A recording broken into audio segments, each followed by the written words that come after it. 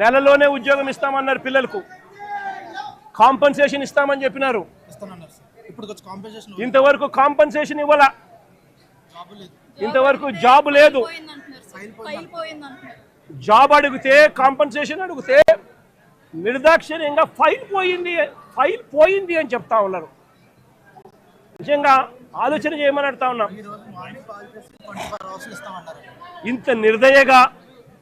ఇంత నిర్దయగా ప్రభుత్వాలు వ్యవహరించడం ధర్మమేనా అని అడుగుతా ఉన్నా.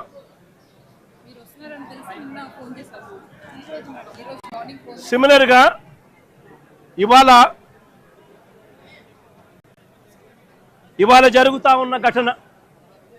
జరుగుతా ఉన్న ఘటనలో దాదాపుగా ఇప్పటికే 9 మంది చనిపోయారు. దాదాపుగా మరో 5 మంది హాస్పిటల్లో వైద్యం పొందుతూ ఉన్నారు. ఈ 5 మందిలో కూడా ఒకరి పరిస్థితి విషమంగా ఉంది. వీళ్లకు కాంపన్సేషన్ విషయంలో నిన్న చంద్రబాబు నాయుడు గారి సుపుత్రుడు ఆయన మాట్లాడిన మాటలు చూస్తే నిజంగా నాకు ఆశ్చర్యం కలిగిస్తుంది. మానవత్వం అన్నది ఎవరికైనా ఎక్కడైనా కానీ కొద్దో గొప్ప ఉండాలి కదా, ఇలాంటి మనుషులు కూడా ఉంటారా అనిపించింది. నిజంగా ఆయన అంటాడు 1,72,00,000 ఇస్తా ఉన్నాము అని చెప్పి.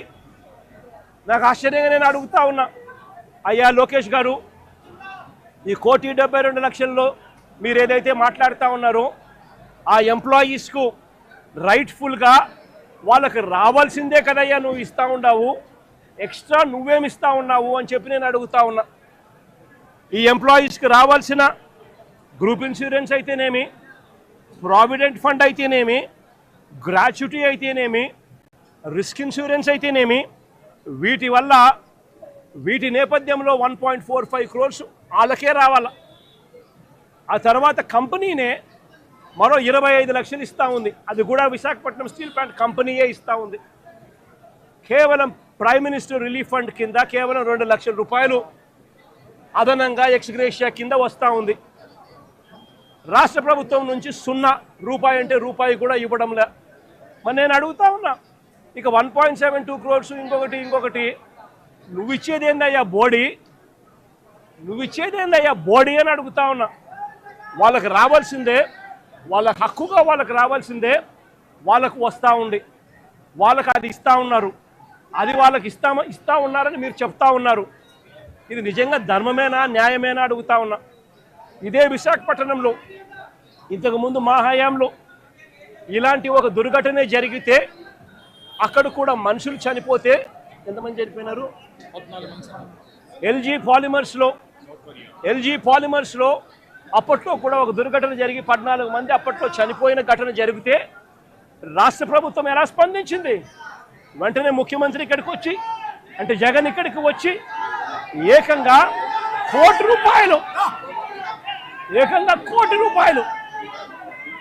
చనిపోయిన కుటుంబాలకు ఇచ్చి ఆదుకున్న పరిస్థితులు బహుశా దేశ చరిత్రలో ఎక్కడా కూడా జరగలేదేమో. ఒక్క ఆంధ్ర రాష్ట్రంలో జగన్ ముఖ్యమంత్రిగా ఉన్నప్పుడు చోటు చేసుకున్న ఘటన. ఏకంగా ₹1 కోటి వాళ్ళకు ఇచ్చి ఆ కుటుంబాలకు తోడుగా ఉండి ఆ వాళ్ళ సభ్యులు చనిపోయిన వాళ్ళకు ఉద్యోగాలు కూడా మళ్ళీ ఆ కంపెనీలో ఇచ్చేట్టుగా వైఎస్ఆర్సీపీ ప్రభుత్వం అప్పట్లో అడుగులు ముందుకు వేసి చేయించింది. నేను అడుగుతా ఉన్నా, ఈరోజు ఈ ప్రభుత్వం, చంద్రబాబు నాయుడు గారి ప్రభుత్వం స్పందిస్తూ ఉన్న తీరు నిజంగా ఎంత అన్యాయంగా ఉంది అని ఒక్కసారి మనస్సాక్షిని అడుక్కోండి మీరు అని చెప్పి నేను కోరుతా ఉన్నా. ఈ ప్రభుత్వాన్ని గట్టిగా డిమాండ్ చేస్తూ ఉన్నాం. వాళ్ళకి రావాల్సింది వాళ్ళకి ఇప్పించడంలో నీ గొప్పతనం ఏమీ లేదయ్యా.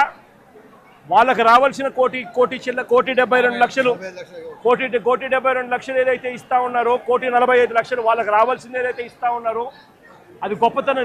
నీ గొప్పతనం ఏమీ కాదు.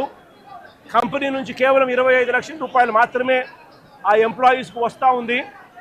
ఈ నేపథ్యంలో నేను చెప్తా ఉన్నాను, అయ్యా అప్పట్లో వైసీపీ ప్రభుత్వంలో ఉన్నప్పుడు ఏ రకంగా అయితే ₹1 కోటి ప్రతి కార్మికుడికి ఇచ్చి తోడుగా ఉన్న నేపథ్యం పరిస్థితులు ఏ రకంగా జరిగాయో అదే మాదిరిగా ప్రతి ఎంప్లాయీకి మేము ఇంతకుముందు చేసి చూపించినాం. మేమేదైతే చేసి చూపించినామో అదే మిమ్మల్ని కూడా చేయమని అడుగుతా ఉన్నాం. మేమేమి ఎక్కడా కూడా అన్యాయంగానో లేకపోతే మేము చెయ్యనిది మిమ్మల్ని చేయమని చెప్పి